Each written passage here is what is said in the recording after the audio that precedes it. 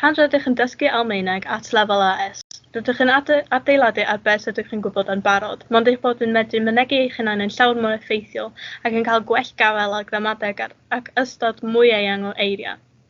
Nid yn unig ydych yn dysgu'r iaith, ond rydych yn dysgu am y diwylliant hefyd. Mae fel cipolwg ar y bywyd dydd i ddydd yn yr Almaen, trwy astudio ffilm, cerddoriaeth, celfyddyd ac yn y blaen. Yn lefel A, rydych yn astudio themau, enghraifft, amrywiaeth a wahaniaeth a chreu'r Almaen fodern. Rydych hefyd yn astudio llyfr Zwei Ohne. Rydych yn cael eich asesu ar yr un pethau mewn tygau. Llafar, gwrando, darllen ac ysgrifennu, mae hynna'n aros yr un fath, ond rydych yn medru deall Almaeneg yn llawer gwell.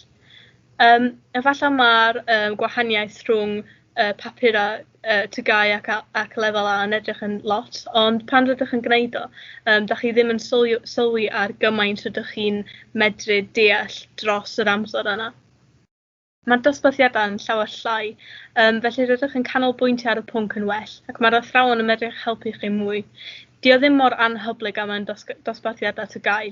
Mae yna mwy o le i drafod ac i gwneud gwaith yn annibynnol.